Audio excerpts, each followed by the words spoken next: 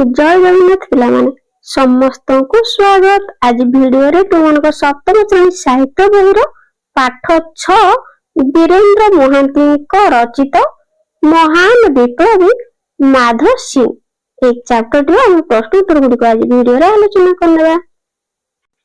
मु जहा बुझिली क निम्नलिखित प्रश्न गुडी ठीक उत्तर पाखरे ठीक चिन्ह दियो। एक नंबर एही घटना को केंद्र करी इंग्रेज सरकार नारायण सिंह को जेल दंड रे दंडित करथिले। तो केउ घटना पई तांको एपरी दंड मिलिथिला? तो ऑप्शन गुडी नारायण सिंह जने उदार हृदयर मनुष्य थिले। से निजर भंडार रो खाद्य शस्य आनि प्रजा मान को बांटी थिले। से इंग्रेज मान को खाद्य शस्य देबा को मना करथिले। से लोक मान को इंग्रेज सरकार को विरोध रे एकाठी करथिले। तो पिला माने एटू सठिक उत्तर टा हेबो। तो एटा पिला माने हबो से एठी निजर अछि भूल देछि प्रश्न एठी हबो कोन सेठ को हैला एंती लिखिला हैला। से सेठ को भंडार रु खाद्य शस्य आनी प्रजा मानन को बांटिथिले हैला। एई आंसर टी ठीक हबो किंतु एठी सेठ को लिखिबो निजर जगह रे सेठ को लिखिले ठीक हबो हैला। तापर 2 नंबर इंग्रेज सरकार माधव सिंह को जमीदारी को व्याज्याप्त करदेले। तार कारणटी हेला तर पिला माने तार कारण गुडी तो देछि कोन इंग्रेज तांकर जमीदारी को निज अधीन पानिबा को चाहतिले। माधव सिंह इंग्रेजकर आदेश को अमान्य कले। इंग्रेज मानक समान रे आंच आसिला। तापर राजा जमीदार गंते समस्त राजस्व दाखल कले। तो पिला माने यार सठिक उत्तर हे जो माधव सिंह इंग्रेज कर आदेश को कोन कले अमान्य कले हैला। तो ए क्वेश्चन टी रो आंसर एटा है जो सठिक आंसर हैला। तापर नेक्स्ट 3 नंबर इंग्रेज माने छत्रभंग देई पलायन करिबा छडा अन्य उपाय नथिला। एहार मुख्य कारणटी कोन? विप्लवी माने पत्थर ढेला पका इंग्रेज मान को आक्रमण कले। विप्लवी माने एकाठी होई कोन आक्रमण कले। माधव सिंह को सारा परिवार ए विप्लव रे जोग देथिले। कौशल प्रयोग करी विप्लवी माने इंग्रेज मान को कोन कले आक्रमण कले। तो एरो ठीक उत्तर टी हिजबो प्रथम टी हेबो हैला। विप्लवी माने ढेला पत्थर बा पत्थर ढेला पकाई इंग्रेज मान को आक्रमण कले हैला। तार मुख्य कारण को तार मुख्य कारण ना इंग्रेज माने छत्रभंग देई पलायन करिबा छडा अन्य उपाय नथिला। तो एई कारण पई ख एबे निजर संग मान सहित कथावार्ता कर ओ तुमे उत्तर काहे की बाछलो तार कारण को? तो पिला माने एटा तुमे माने कोन करबो तुम मान को श्रेणी रे संग पिला मान सहित आलोचना करबो। तो एहा कोन आमे पढिले तेनु ए उत्तर गुडी तुमे माने कोन बाछलो बोले पिला मान सहित संग मान सहित कोन तुमे माने आलोचना करबो। तापर गद्यांशर आलोचना एही पाठरु बाछि बाछि केतोटी वाक्य निम्न रे दिया जायछि ताहाकु मन देई पढ और निजर सहपाठी सहित आलोचना कर। तो प्रश्न नंबर 1 रही जहार कर्ममय जीवन पाठ कले देहरे सिंहरण सृष्टि हुए। तो यार उत्तर करिबा उत्तर जेतेबेले हम जन्मभूमि भारत वर्ष विदेशी शासक मानक कबल रे रही अस्त व्यस्त हेउथिला सेही समय रे अनेक बरपुत्र जन्म लाभ करथिले। से माने माटी मां को स्वाधीन करिया पई प्राण मूर्छा उद्यम करथिले। जय राजगुरु मंगल पांडे वीर सुरेंद्र साय भगत सिंह बिरसा मुंडा लक्ष्मण नायक परी अनेक मुक्ति संग्रामी वीर जन्मभूमि पाई प्राण बलि देथिले। सेहीपरि आम ओडिशार भेषरे जन्म लेथिबा वीर संतान हेले शहीद माधव सिंह। तांकर कर्ममय जीवन को पाठ कले देहरे सिंहरण सृष्टि होइथा। तो पिला माने नेक्स्ट क्वेश्चन रहिछि फलरे सेमानंकर सम्मान रे आंच आसिला। एहर उत्तर माधव सिंह इंग्रेज सरकार को बलपूर्वक खजना आदाय को विरोध कले। से खजना देले नाही। सरकार तांकर जमीदारी उच्छेद करिदेले।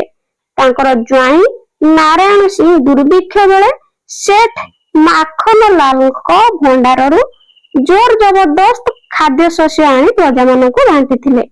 एही घटना पई इंग्रेज सरकार नारायण सिंह को जेल दंड देथिले। निजर जामाता को सरकार दंडित करथिबारु माधव सिंह खूब रागी जायथिले। इंग्रेज सरकार एही विज्ञप्ति रे प्रकाश कले जे ସମ୍ବଲପୁର ଅଧୀନରେ ଥିବା ସମସ୍ତ ରାଜା ଜମିଦାର ଗୌନ୍ତିଆ ନିଜ ନିଜର ରାଜସ୍ୱ ଆଦାୟ କରି ସମ୍ବଲପୁରଠାରେ ଥିବା ଇଂରେଜ ମାନଙ୍କ କାର୍ଯ୍ୟାଳୟରେ ଦାଖଲ କରିବେ। ଯେହେତୁ ଘେଁସ ଜମିଦାରୀ ସମ୍ବଲପୁର ରାଜା ଅଧୀନରେ ଥିଲା, ତେଣୁ ସମ୍ବଲପୁର ଅଧୀନରେ ଥିବା ସମସ୍ତ ରାଜା ଜମିଦାର ଗୌନ୍ତିଆଙ୍କୁ ଏହା ଅସମ୍ମାନ ହେଲା ପରି ଲାଗିଲା। ମାଧ ସିଂ ଏହି ଆଦେଶକୁ ଅମାନ୍ୟ କଲେ। ନେକ୍ସଟ କ୍ୱେଶ୍ଚିନ୍ ହେଇଛି ପିଲାମାନେ, ମାତ୍ର ଇଂରେଜ ସରକାର ଦାସତ୍ୱ ସ୍ୱୀକାର କରି ନଥିଲେ। ଉତ୍ତର, ମାଧ ସିଂ ଯେ ଖାଲି ବିପ୍ଳବରେ ଯୋଗ ଦେଇଥିଲେ ତାହା ନୁହେଁ, ତାହା ତାଙ୍କର ସାରା ପରିବାର ଓ ବିପ୍ଳବରେ କଣ କରିଥିଲେ, ଏହି ବିପ୍ଳବରେ ଯୋଗ ଦେଇଥିଲେ। ନିଶା ଘାଟିରେ ଇଂରେଜ ମାନଙ୍କ ଗାଡିକୁ ଅଟକାଇ ସେମାନଙ୍କ ଉପରକୁ ପଥର ଢେଲା ପକାଉଥିଲେ। ଫଳରେ ବାଧ୍ୟ ହୋଇ ଇଂରେଜ ମାନେ ପଳାଇଥିଲେ। ମାଧ ସିଂଙ୍କର ବିପ୍ଳବ ସମ୍ବଲପୁର ଓ ତାର ଆଖପାଖ ଅଞ୍ଚଳକୁ ଦ୍ରୁତ ଗତିରେ ବ୍ୟାପି ଯାଇଥିଲା। ବିପ୍ଳବୀ ମାନେ ଖରା, ବର୍ଷା, ଶୀତ କାକର ସହି ଜଙ୍ଗଲ ପାହାଡ ଖୋଲରେ ରୁଚି ରହିଲେ। ବିଦେଶୀ ମାନଙ୍କର ଆଧୁନିକ ଅସ୍ତ୍ରଶସ୍ତ୍ର ଆଗରେ ନିରୀହ ଆଦିବାସୀ ଯୁବକ, ବୃଦ୍ଧ, ନରନାରୀ ବଳି ପଡିଲେ। ହେଲେ ଏତିକିରେ ସରକାର ଆଗରେ ମୁଣ୍ଡ ନୁଆଇ ନଥିଲେ। ଏତିକିରେ କଥା ସରିଯାଇ ନଥିଲା। ତ ଏହାର ଉତ୍ତର କରିବେ ପିଲାମାନେ, ବିପ୍ଳବୀ ବୀର ମାଧ ସିଂ ଜଙ୍ଗଲ ଭିତରେ ରହି ଇଂରେଜ ମାନଙ୍କ ସହିତ ଲଢୁଥିଲେ। ଅଧିକ ଶୀତ ତାପରୁ ରକ୍ଷା ପାଇବା ପାଇଁ ସେ ମାଟିଆ ବନ୍ଧ ଘାଟିକୁ ବଣ ଭିତରେ ଲୁଚି ଲୁଚି ଯାଉଥିବା ବେଳେ ସେଠାରେ ଲୁଚି ରହିଥିବା ଇଂରେଜ ସୈନ୍ୟଙ୍କ ହାତରେ ଧରା ପଡି ବନ୍ଦୀ ହେଲେ। ବିନା ବିଚାରରେ ମାଧ ସିଂଙ୍କୁ ସମ୍ବଲପୁର କାରାଗାରରେ 1858 ମସିହା ଡିସେମ୍ବର ମାସ 22 ତାରିଖରେ ଫାଶୀ ଦିଆଗଲା। ହେଲେ ସେତିକିରେ କଥା ସରିଯାଇ ନଥିଲା। ମାଧ ସିଂଙ୍କ ଅନ୍ୟ ସାଥୀ ମାନଙ୍କୁ ଇଂରେଜ ସରକାର ବନ୍ଦୀ କରି ଅକଥନୀୟ ନିର୍ଯାତନା ଦେଇଥିଲା। ମାଧ ସିଂଙ୍କ ମୃତ୍ୟୁ ଖବର ପାଇ ବିପ୍ଳବ ମାନେ ଦୁର୍ବଳ ହୋଇଗଲେ। ତଥାପି ମାଧ ସିଂଙ୍କ 4 ପୁଅ ଏହି ସଂଗ୍ରାମକୁ ଜାରି ରଖିଥିଲେ। ନେକ୍ସଟ ରହିଛି ପିଲାମାନେ, ଆସ ମେଳ କରିବା, ଅର୍ଥାତ୍ କ ସ୍ତମ୍ଭ ସହିତ ଖ ସ୍ତମ୍ଭକୁ କଣ କରିବା, ଯୋଗ କରିବା। ପାଠରେ ଥିବା କେତେକ ଶବ୍ଦ ବା ଉକ୍ତିକୁ ବାଛି କ ସ୍ତମ୍ଭରେ ଦିଆଯାଇଛି। ହେଲା, କ ସ୍ତମ୍ଭରେ କଣ କିଛି ଉକ୍ତି ବା ଶବ୍ଦକୁ ବାଛିକି ଦିଆଯାଇଛି, ତ ଏହାର ଅର୍ଥ ଖ ସ୍ତମ୍ଭରେ ଅଛି। ତେଣୁ ତୁମ ଦଳରେ ଏହି ବିଷୟରେ ଆଲୋଚନା କର ଓ ଗାର ଟାଣି ମିଳାଅ। ତ ଏଠାରେ କଣ କରିବା, ଆମେ କ ସ୍ତମ୍ଭ ସହିତ ଖ ସ୍ତମ୍ଭକୁ ଗାର ଟାଣିକି ମିଳେଇବା। ତ ଦେଖ, ପ୍ରଥମ ଅଛି 1 ନମ୍ବରରେ କଣ, ଘେଁସ। ହେଲା, ତ ଘେଁସକୁ ପିଲାମାନେ କାହା ସହିତ ଯୋଡିବା ନା ସମ୍ବଲପୁର ଜିଲ୍ଲାର ଏକ ଗାଁ। ହେଲା, ଏଇଟା ଅପସନ 3 ସହିତ ଯୋଡିବା। ତାପରେ 2ରେ ଅଛି ମାଖନଲାଲ। ତ ମାଖନଲାଲ ସହିତ ପିଲାମାନେ ଯୋଡିବା ଇଂରେଜଙ୍କ ପ୍ରରୋଚନାରେ ପରିଚାଳିତ। ହେଲା, ତାପରେ ମାଧ ସିଂଙ୍କ ଜାମାତା। ହେଲା, 3 ନମ୍ବର ଅଛି। ତ ଏଇଠି ପିଲାମାନେ 3ରେ ଅଛି କଣ, ନାରାୟଣ ସିଂ। ହେଲା, ଏଠି ଅଛି ନାରାୟଣ ସିଂ। ତ ନାରାୟଣ ସିଂ ସହିତ ଯୋଡିବା କଣ, ଏଇଠି ଯୋଡିବା 1 ମାଧ ସିଂଙ୍କ ଜାମାତା। ହେଲା, ଏମିତି ଯୋଡିଦବା। ତାପରେ 4 ନମ୍ବର ଅଛି ସିଙ୍ଗୋଡା ଘାଟି।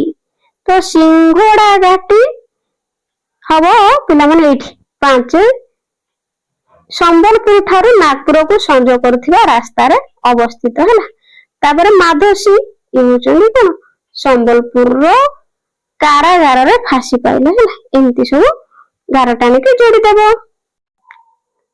ନେକ୍ସଟ ରହିଛି ଆସ ଚିନ୍ତା କରିବା।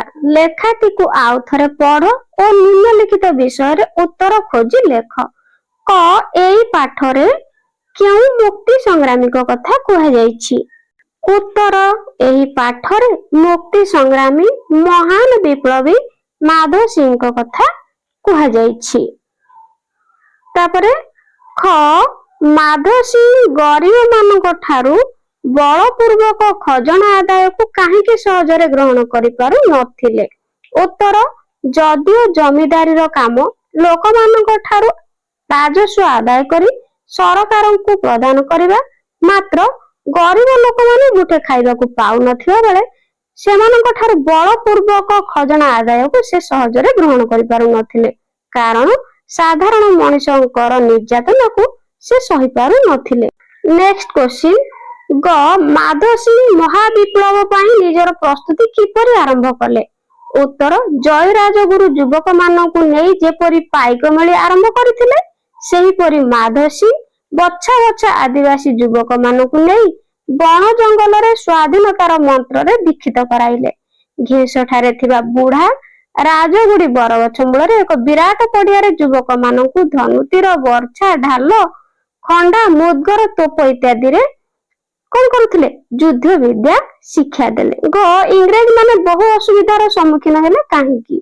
उत्तर विप्लवी माने पहाड़ जंगल घेरा अंचल रे थिबा घासी कौन घाटी सबको जगी रहिले। क्यों माने ना विप्लवी माने निशा घाटी और सिंगोड़ा घाटी को माधव सिंह और तांकर पुओ माने अवरोध करी रहिले। फल रे संबलपुर और नागपुर दुई प्रसिद्ध अंचल को जोगाजोग विच्छिन्न हो गला। एथिपाई इंग्रेज माने बहु असुविधार सम्मुखीन हेले। ओ माधव सिंह को पुओ माने इंग्रेज सरकार हला पुओ मानकु इंग्रेज सरकार किपरि दंड देथिले। उत्तर इंग्रेज सरकार माधव सिंह को बड़ पुओ हट्टे सिंह को सुदूर कला पानी को पठाई देले। द्वितीय पुओ कुंजेल सिंह को फांसी दिया गला।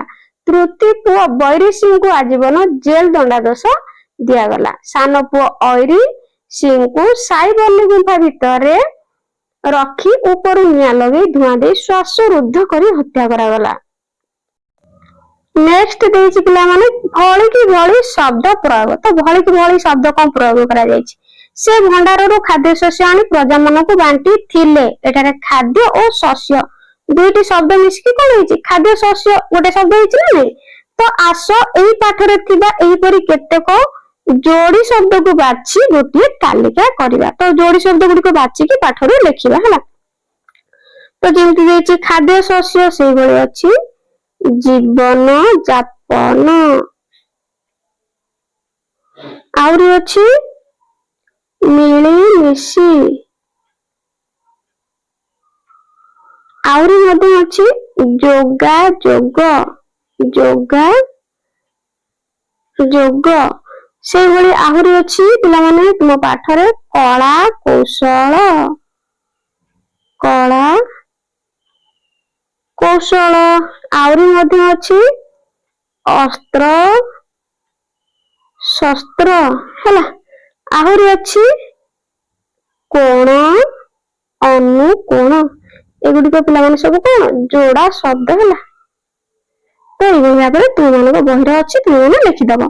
तापरे शब्द मानकर कथा पुअर गोटे प्रतिशब्द हला पुत्र सेही परि निम्नलिखित शब्द मानकर दुईटी लेखाय प्रतिशब्द लेख जेमति पुअर प्रतिशब्द दे देछि कोन पुत्र सेही भଳି ଆମେ ନିମ୍ନରେ ଥିବା ଶବ୍ଦ ଗୁଡ଼ିକର ପ୍ରତିଶବ୍ଦ ଦୁଇଟି ଲେଖାଏ ଲେଖିବା। ତ ପ୍ରତିଶବ୍ଦ ତୁମାନେ ପିଲାମାନେ ଭଲ ଭାବରେ ମନେ ରଖିବ। ତୁମମାନଙ୍କର ଅଷ୍ଟମ ନବମ ଦଶମ ପରୀକ୍ଷାରେ ସବୁ ସର୍ଟ କ୍ୱେଶ୍ଚିନ୍ ଏଗୁଡ଼ିକ ଆସିଥାଏ ପ୍ରତିଶବ୍ଦ ହେଲା।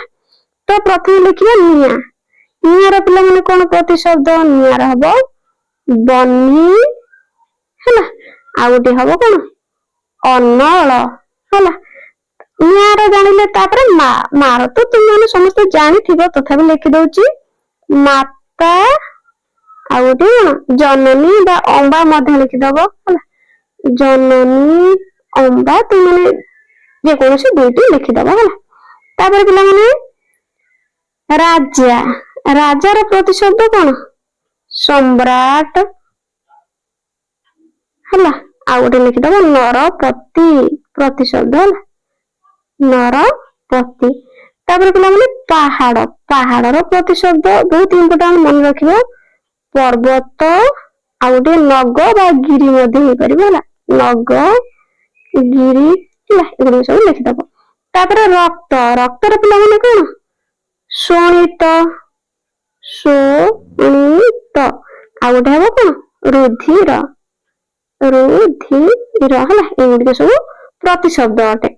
तापर देखो लिंग परिवर्तन करिवा। तो माधव सिंह झील छत्तीसगढ़ जमीदार को पुओ को विवाह करथिले। तो झीर पुलिंग हो गला कोन पुओ। तो सेही भली आमे कोन करिवा मां वृद्ध नारी आ विदेशी रो आमे कोन करिवा लिंग परिवर्तन करिवा। अर्थात पुलिंग थिले स्त्रीलिंग करिवा स्त्रीलिंग थिले पुलिंग करिवा। तो प्रथम देछि मां मार कोन लिंग परिवर्तन कले हे जो बापा तापर वृद्ध वृद्धर कोन हे जो ବୃଦ୍ଧା ହେଲା। ତାପରେ ଦେଇଛି ନାରୀ, ନାରୀର ପିଲାମାନେ କଣ ନର। ତାପରେ ବିଦେଶୀ, ବିଦେଶୀର କଣ ବିଦେଶିନୀ, ତୁମେ ଜାଣିଥିବ। ତ ଏଗୁଡିକ ମଧ୍ୟ ତୁମେ ସବୁ ଭଲ ଭାବରେ ମନେ ରଖିବ, ତୁମମାନଙ୍କର ସର୍ଟ କ୍ୱେଶ୍ଚିନ୍ ପରୀକ୍ଷାରେ ଆସିବ। ତାପରେ ଆମ ପାଇଁ ପହଳି, ତ ପହଳି ମାନେ ଢଗଢମାଳି ହେଲା, ତ ବହୁତ ସହଜ ତୁମେ ଜାଣିଥିବ। ତ ଦେଖିବା କଣ ଦେଇଛି ପହଳି। ବିପ୍ଳବୀ ମାଧବ ସିଂଙ୍କ ଭଳି ଅନେକ ବିପ୍ଳବୀ ସ୍ୱାଧୀନତା ସଂଗ୍ରାମୀ ରହିଛନ୍ତି, ସେମାନେ ଆମର ନମସ୍ୟ। ତେବେ କେତୋଟି ପହଳି ରହିଛି ତାକୁ ଆଧାର କରି ତୁମେ ସେଇ ମହାନ ଆତ୍ମାକୁ ଚିହ୍ନିବାକୁ ଚେଷ୍ଟା କର। ତାମାନେ ଆମେ ମହାପୁରୁଷ ବା ମହାନ ଆତ୍ମାକୁ କଣ କରିବା ଚିହ୍ନିବା। ତ ଏଇଠି 4 ଜଣଙ୍କ କଥା କୁହାଯାଇଛି, ତେଣୁ ଆମେ ପଢିକି ଚିହ୍ନିବା। ତ ପ୍ରଥମେ ଦେଇଛି କଟକ ସହରରେ ଜନ୍ମ ହେଲେ। କଟକ ସହରରେ ପିଲାମାନେ କିଏ ଜନ୍ମ ନେଇଥିଲେ ମନେ ମନେ ଭାବୁଥିବ। ପାଠ ପଢି ରୋଗୀ ସେବା କରିଲେ, କହିଲେ ରକତ ଦିଅରେ ଦିଅ, ଦେବି ସ୍ୱାଧୀନତା କହେ କହ। ତ ଏଇ ତ ବହୁତ ସହଜ ହେଲା। ଦେଖିବ କି ପିଲାମାନେ, ପ୍ରଥମେ ଯାଉଛି 1 ନମ୍ବରରେ ସୁଭାଷ ଚନ୍ଦ୍ର ବୋଷ ହେଲା। ସୁଭାଷ ଚନ୍ଦ୍ର ବୋଷ ପହଳି ଭଲ ଲାଗିଲା ନା ନାଇଁ ମତେ କମେଣ୍ଟ ରେ ଜଣେଇବ ହେଲା। ତାପରେ 2ରେ ଦେଇଛି ଦେଖ, ପୁରୀ ରାଜାଙ୍କର ରାଜଗୁରୁ ଥାଇ ଜନତା ତତାଇ ଦେଲେ, ଜନତା ତାତିରେ ବିଦେଶୀ ଅଥୟ ବର ଗଛେ ଫାଶୀ ଦେଲେ। ତ ଏଇଟା ମଧ୍ୟ ତୁମେ ଜାଣିଥିବ ପିଲାମାନେ, ବର ଗଛରେ ଫାଶୀ କାହାକୁ ଦିଆଯାଇଥିଲା ନା ଶହୀଦ ଜୟୀ ରାଜଗୁରୁଙ୍କୁ ହେଲା। ଦେଖିଦବ ଏଇଠି କଣ ଜୟୀ ରାଜଗୁରୁ, ଜୟୀ ଏଠି ପିଲାମାନେ ଲେଖିଦବ ରାଜଗୁରୁ ହେଲା, ଜୟୀ ରାଜଗୁରୁ। ବୁଝିପାରିଲ ପହଲଟି। ତାପରେ 3 ନମ୍ବର ପହଲଟି କଣ ଦେଇଛି ଦେଖିବା।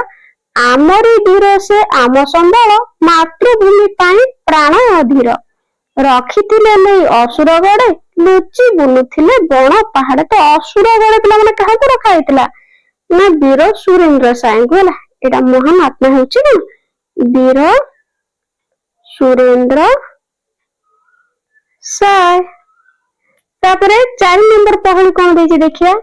କେତେ ଗପ ଉପନ୍ୟାସ ପୁଣି ଇତିହାସ, ରାଜନୀତି ସାହିତ୍ୟର ସମର୍ଥ ପୁରୁଷ, ଦୈନିକରୁ ସାପ୍ତାହିକ ମାସିକ ପତ୍ରିକା, ପ୍ରଚାରୀ ସାଜିଲେ ଆମ ସାହିତ୍ୟ ବର୍ତ୍ତିକା, ଗାଁ ମଜଲିସି ଆମ ଝଙ୍କାର ପ୍ରତିଭା, ଉଚ୍ଚତର ତାଙ୍କରି ସେ ରାଜନୀତି ପ୍ରତିଭା।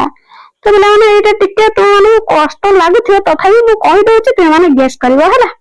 ଇଏ ହଉଛନ୍ତି ଡକ୍ଟର ହରେ କୃଷ୍ଣ ମହତାବ ହେଲା, ହରେ କୃଷ୍ଣ